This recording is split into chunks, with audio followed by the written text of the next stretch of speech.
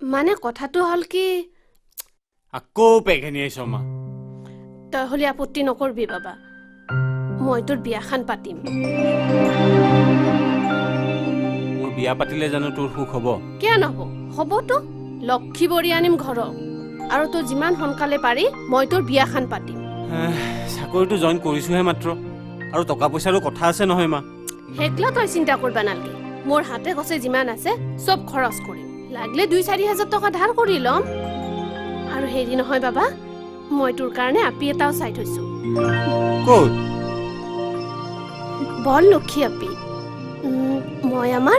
ৰিমাৰ কথা কৈছো কি কিয়া কিবা বয়া হ'ব ৰিমা কি তই এইখন ঘৰত বুৱাৰী কৰি আনিবি তোক মই যিমান মৰম কৰো তাইকো মই সিমানে মৰম কৰো বাবা সেই বুলিয়ে মই কি তাইক বিয়া কৰাই এইখন ঘৰলৈ আনিব লাগিব আৰে ষ্টেণ্ডাৰ্ড বুলিওতো কিবা এটা কথা আছে না শিক্ষা আছে না দীক্ষা আছে আৰু ফেলাৰ ছোৱালী এজনীক মই বিয়া কৰাম তই যে আজিকালি কি চিন্তা কৰি থাক নহয় মা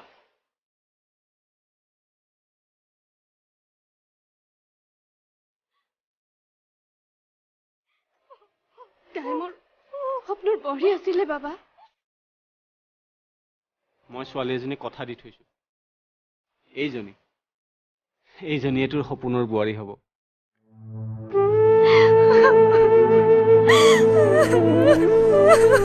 ভাবো কিবা হৈ কিবা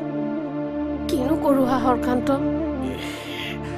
আপি কিন্তু ঠকাব অচিন কাঠত থৰা লগালিবা আৰু হৈ কি তথাপি বিয়াখন পাতি দিম দে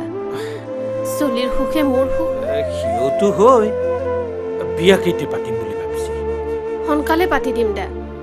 তুমি কিন্তু সহায় কৰি দিবা লাগিব আৰু শুভ কামত মই দেৰি নকৰো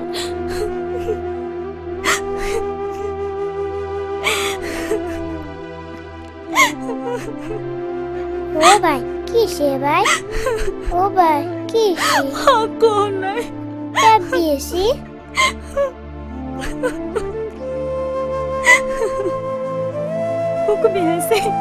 ভাল হব দে এটা কাম কৰ ভগৱানক সেৱা কৰিবি সব ভাল হৈ যাব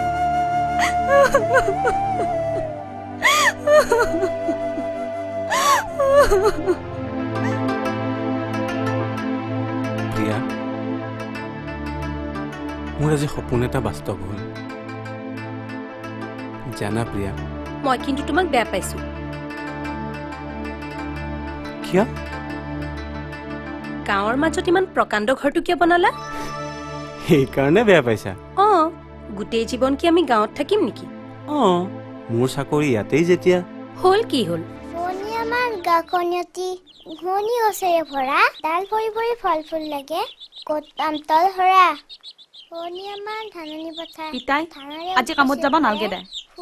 কিয়া? পানী ভৰা বিয়া বুলি মাজৰ বেৰখন খুলি থৈছা ইটা দে শুনি আমাৰ গাখনি আৰু শুনা ইটাৰো ইখান ঘৰৰ পৰা সিখান ঘৰক যাবাক গেলি ৰাস্তাটো নালগে কিয়া? নালগে